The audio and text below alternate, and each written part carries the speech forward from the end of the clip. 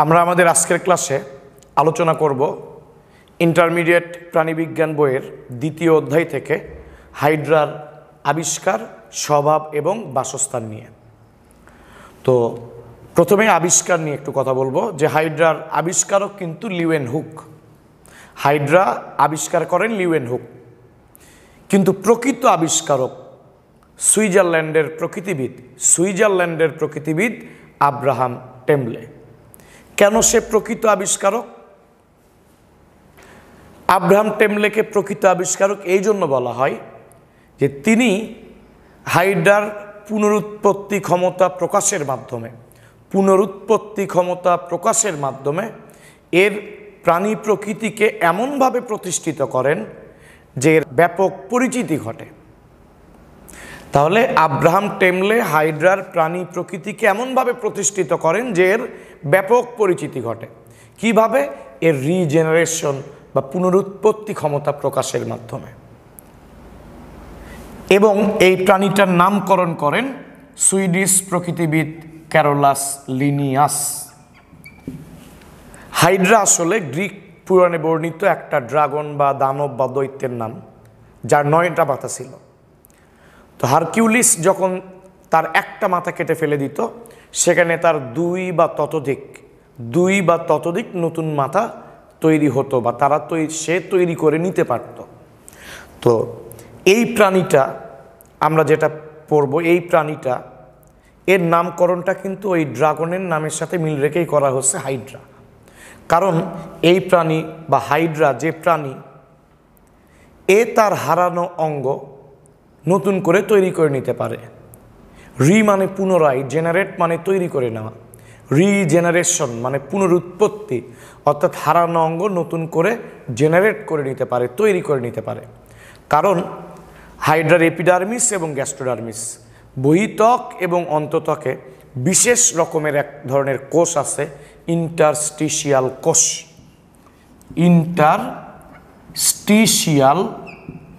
কোষ। এই কোষ অন্য যে কোনো কোষে পরিণত হতে পারে, বা হাইড্রার দেহ যদি 2 বা ততোধিক খণ্ডে পরিণত হয়, প্রত্যেকটা খণ্ড থেকে নতুন হাইড্রা তৈরিতে সাহায্য করে। ইন্টারস্টিশিয়াল কোষের এই বৈশিষ্ট্যকে বলে টটিপোটেন্ট।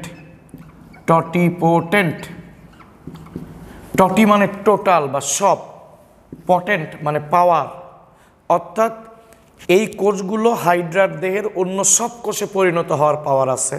হাইড্রার দেহ যদি 2 বা ততোধিক খণ্ডে পরিণত হয়, সেই খণ্ড থেকে নতুন হাইড্রা সৃষ্টির পাওয়ার আছে, এই কোষের ক্ষমতা আছে। ইন্টারস্টিশিয়াল কোষের এই বৈশিষ্ট্যকে বলে টটিপোটেন্ট। তাহলে ড্রাগন বা দৈত্য হাইড্রা যেমন তার একটা মাথা কেটে ফেলে দিলে 2 বা ততোধিক নতুন মাথা তৈরি করে নিতে পারত, এই প্রাণীটাও তার হারানো অঙ্গ রিজেনারেট করে নিতে পারে, পুনরায় তৈরি করে নিতে পারে। তাই ড্রাগনের বা দৈত্যের নামের সাথে মিল রেখে এই প্রাণীটার নাম লিনিয়াস দিছে হলো হাইড্রা। হাইড্রা একটি মুক্তজীবী প্রাণী। হাইড্রা মুক্তজীবী প্রাণী, ফ্রি লিভিং অ্যানিমেল, স্বাধীনভাবে চলাচল করে। এরা পরজীবী নয়। এরা মিঠা পানিতে বাস করে।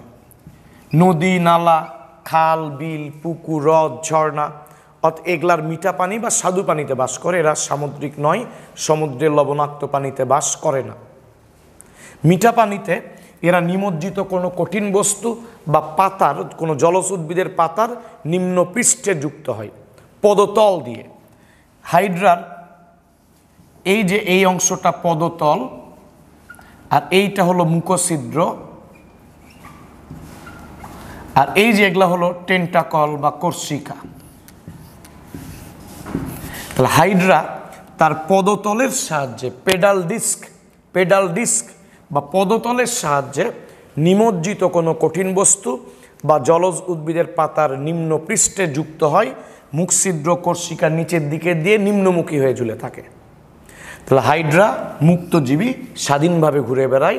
এরা পরজীবী নয়, অন্য জীবের দেহে বাস করে না। এরা মিঠা পানিতে বাস করে। নদী, নালা, খাল, বিল, পুকুর, হ্রদ, ঝর্ণা এগুলোর পানিতে এরা বসবাস করে। কিভাবে? নিমজ্জিত কঠিন বস্তু বা জলজ উদ্ভিদের পাতার নিম্ন পৃষ্ঠে পদতল দিয়ে যুক্ত হয়ে মুখছিদ্র কোষিকা নিচের দিকে দিয়ে নিম্নমুখী হয়ে ঝুলে থাকে। হাইড্রা কিন্তু কার্নিভোরাস বা মাংসাশী, কার্নিভোরাস বা মাংসাশী প্রাণী। আমরা যে রুই মাছ, ঘাসফড়িং পড়ছি বা পড়ব, ওরা কিন্তু হার্বিভোরাস বা তৃণভোজী, কিন্তু হাইড্রা হলো কার্নিভোরাস বা মাংসাশী প্রাণী। তাহলে ম অক্ষর দিয়ে 3টা মনে রাখবো। এরা মুক্তজীবী, মিঠা পানিতে বাস করে, মাংসাশী। মুক্তজীবী, মিঠা পানিতে বাস করে, মাংসাশী। তবে মিঠা পানিতে, কেমন মিঠা পানিতে বেশি থাকে, কেমন মিঠা পানিতে কম থাকে হাইড্রা? ঘোলা, উষ্ণ, চলমান, মানে ঘৌস, ঘোলা, উষ্ণ, চলমান, ঘৌস, ঘোলা, উষ্ণ, চলমান বা প্রবাহমান বা স্রোতযুক্ত পানিতে এরা কম থাকে। আর স্থির, পরিষ্কার বা স্বচ্ছ এবং শীতল পানিতে বেশি থাকে। স্থির, পরিষ্কার বা স্বচ্ছ এবং শীতল পানিতে বেশি থাকে। 20 ডিগ্রি সেলসিয়াস তাপমাত্রাযুক্ত শীতল পানি, 20 ডিগ্রি সেলসিয়াস তাপমাত্রাযুক্ত শীতল পানি এদের বেশি পছন্দের। এরা কোষ ও টিস্যু মাত্রার প্রাণী, এদের কোনো অঙ্গ বা তন্ত্র নাই, এরা অঙ্গতন্ত্র মাত্রার প্রাণী নয়। এদের গঠনটা হলো কোষ ও টিস্যু মাত্রার গঠন। তাহলে এদের কোনো শ্বসনতন্ত্র নাই, রেচনতন্ত্র নাই। ফলে যে দেহ প্রাচীরের ভেতর দিয়ে ব্যাপন পদ্ধতিতে বা ডিফিউশন পদ্ধতিতে নাইট্রোজেনযুক্ত বর্জ্য বের করে দেয়, নাইট্রোজেনযুক্ত বর্জ্য বের করে দেয়। তাহলে এদের কোনো রেচনতন্ত্র নাই। ফলে যে দেহ প্রাচীরের ভিতর দিয়ে ব্যাপন পদ্ধতিতে নাইট্রোজেনযুক্ত বর্জ্য বের করে দেয়, অর্থাৎ এদের দেহ প্রাচীরের মধ্য দিয়ে ব্যাপন পদ্ধতিতে রেচন হয়। এদের কোনো শ্বসনতন্ত্রও নাই, এদের কোনো ফুলকা বা ফুসফুস বা ট্রাকিয়া এগুলা কিছুই নাই, এদের কোনো শ্বসনতন্ত্র নাই। ফলে অক্সিজেন এবং কার্বন ডাই অক্সাইডের যে আদান প্রদান বা বিনিময়, গ্যাস এক্সচেঞ্জ যেটাকে বলে, গ্যাসের বিনিময়, সেটা দেহ প্রাচীরের ভেতর দিয়ে হয় ব্যাপন পদ্ধতিতে। এরা পানিতে দ্রবীভূত অক্সিজেন গ্রহণ করে ব্যাপন পদ্ধতিতে এবং কোষের ভিতর থেকে কার্বন ডাই অক্সাইড বের করে দেয় ব্যাপন পদ্ধতিতে, সেটা দেহ প্রাচীরের ভিতর দিয়ে, অর্থাৎ দেহ প্রাচীরের মধ্য দিয়ে এদের শ্বসনও হয়। অর্থাৎ শ্বসন এবং রেচন দেহ প্রাচীরের ভিতর দিয়ে হয় ব্যাপন পদ্ধতিতে। আর এদের রিজেনারেশন ক্ষমতা প্রচণ্ড, পুনরুৎপত্তি ক্ষমতা প্রচণ্ড, হারানো অঙ্গ পুনরায় গঠন করে নেওয়ার ক্ষমতা আছে। ওই যে বললাম ইন্টারস্টিশিয়াল কোষ এই কাজে সাহায্য করে। বেশিরভাগ উন্নত প্রাণীদের যৌন জনন হয়, হাইড্রারও যৌন জনন হয়। এদের হেমন্ত এবং শীতকালে অস্থায়ীভাবে গোনাড বা জননাঙ্গ তৈরি হয়, যেখান থেকে জনন কোষ সৃষ্টির মাধ্যমে যৌন জনন হয়। হেমন্ত এবং শীতকালে গোনাড বা জননাঙ্গ সৃষ্টি করে এরা। এদের জননাঙ্গ বা গোনাড অস্থায়ী, আর সেই জননাঙ্গ থেকে শুক্রাণু ডিম্বাণু তৈরি হয়। শুক্রাণু ডিম্বাণুর মিলনের মাধ্যমে এদের যৌন প্রজনন বা যৌন জনন হয়। তবে এরা অযৌন জননের মাধ্যমেও সংখ্যা বৃদ্ধি বা বংশবৃদ্ধি করতে পারে। এরা বিভাজনের মাধ্যমে অযৌন জনন হয় এদের, অর্থাৎ দেহ 2 বা ততোধিক খণ্ডে পরিণত হলে প্রত্যেকটা খণ্ড থেকে নতুন হাইড্রা সৃষ্টি হয়, এটা হলো বিভাজন। আবার এরা যখন প্রচুর খাবার পায়, বিশেষ করে গ্রীষ্মকালে, এরা এদের দেহে কি করে, মুকুল সৃষ্টি করে, এক বা একাধিক এরকম মুকুল সৃষ্টি করে, বার্ড বা মুকুল তৈরি করে। এটাকে বলে বার্ডিং বা মুকুলোদ্গম। মুকুল দিয়ে এদের অযৌন জনন হয়। মুকুল যে কোনো ঋতুতে হতে পারে, জননাঙ্গ তো গোনাড বা জননাঙ্গ তো হেমন্ত আর শীতকালে, কিন্তু মুকুল যে কোনো সময় তৈরি হতে পারে, বছরের যে কোনো সময় যে কোনো ঋতুতে তৈরি হতে পারে।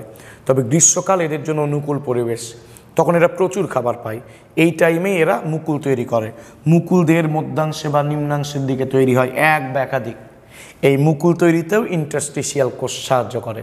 এদের গোনাড, এই গোনাড বা জননাঙ্গ তৈরিতেও ইন্টারস্টিশিয়াল কোষ সাহায্য করে।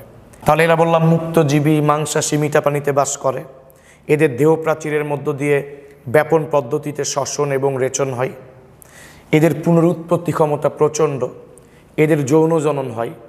আবার বিভাজনের মাধ্যমে, মুকুল সৃষ্টির মাধ্যমে এদের অযৌন জনন বা অযৌন প্রজননও হয় এদের।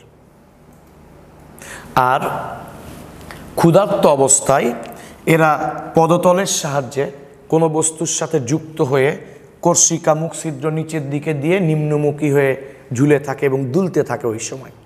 আর কোনো বস্তু এদের সংস্পর্শে আসলে তখন এদের দেহ সংকুচিত হয়। কোনো বস্তুর সংস্পর্শে এদের দেহ সংকুচিত হয়।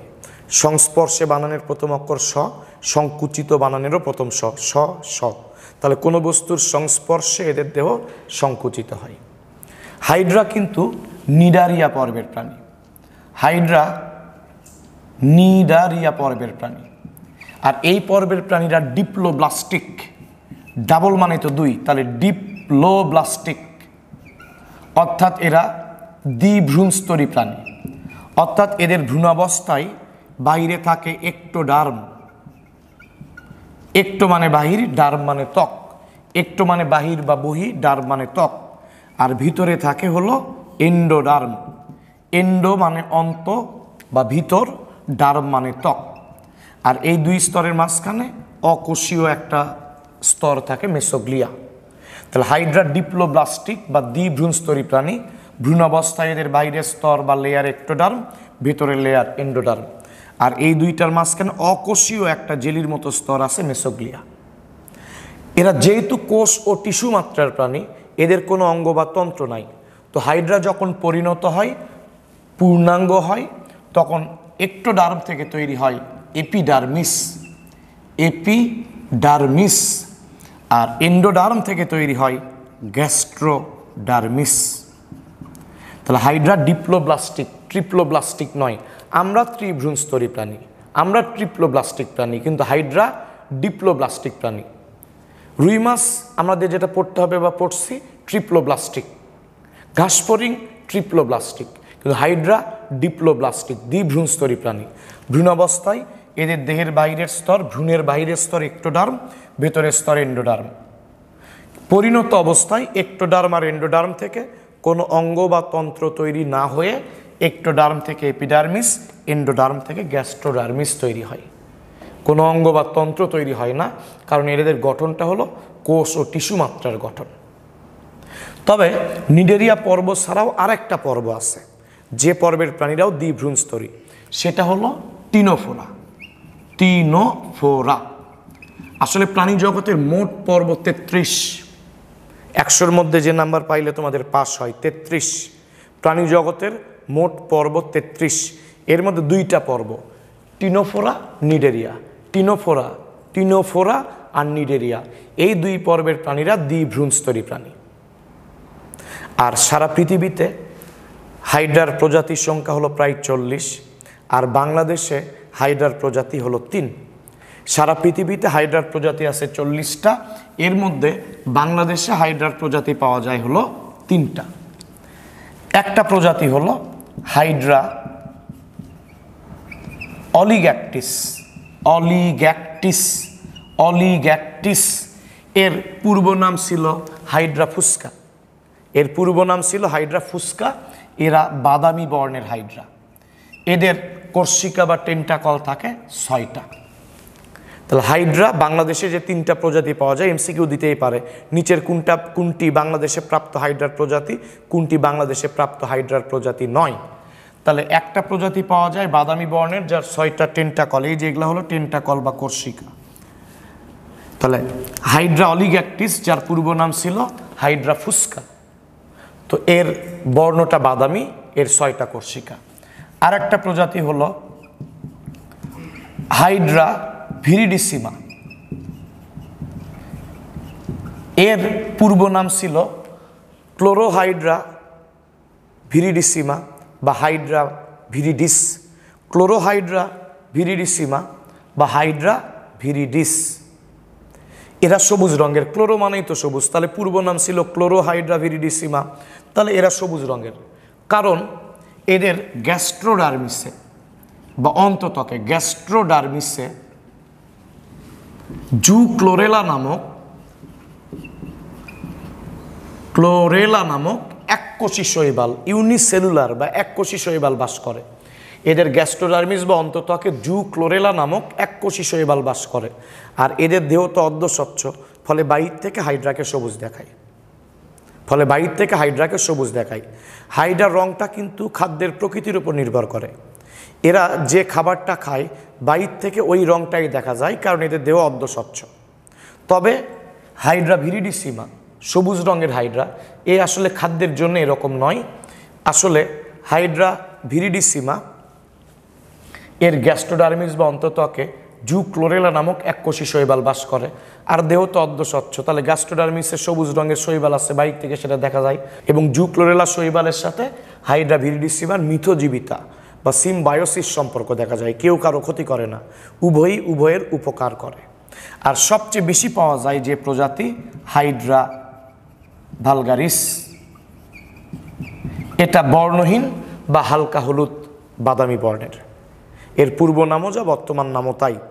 এই প্রজাতি বাংলাদেশে বেশি পাওয়া যায়, এটা বর্ণহীন বা হালকা হলুদ বাদামি বর্ণের।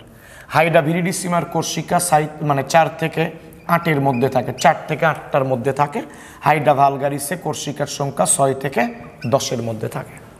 তাহলে সারা পৃথিবীতে হাইড্রার প্রজাতি 40, বাংলাদেশে পাওয়া যায় 3টা প্রজাতি।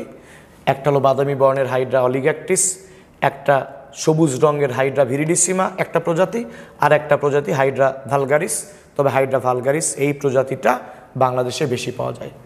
আর এরা মুক্তজীবী, মিঠা পানিতে বাস করে, মাংসাশী, কার্নিভোরাস। এটা কিন্তু ইম্পর্টেন্ট একটা এমসিকিউ, একবার অ্যাডমিশন পরীক্ষায় দিচ্ছে মেডিকেল অ্যাডমিশন, নিচের কোনটি হাইড্রার খাদ্য নয়, অপশনে ঘাস ছিল। তো এরা যেহেতু মাংসাশী, এরা ঘাস খাবে না, এরা কি খায়? এরা আসলে বিভিন্ন পতঙ্গের লার্ভা, ক্রাস্টাসিয়া, আর্থ্রোপোডা পর্বের একটা উপপর্ব আছে ক্রাস্টাসিয়া, এই উপপর্বের কিছু ক্ষুদ্র প্রাণী যেমন সাইক্লপস, ড্যাফনিয়া, তাহলে বিভিন্ন পতঙ্গের লার্ভা, ক্রাস্টাসিয়া উপপর্বের প্রাণী সাইক্লপস, ড্যাফনিয়া, মাছের ডিম, এই খাদ্যগুলো খায়। এরা মাংসাশী। তবে ক্রাস্টাসিয়া উপপর্বের ক্ষুদ্র ক্ষুদ্র প্রাণীরাই এদের বেশি পছন্দের। আচ্ছা, আমরা এ পর্যন্তই আজকের ক্লাসটা রাখলাম।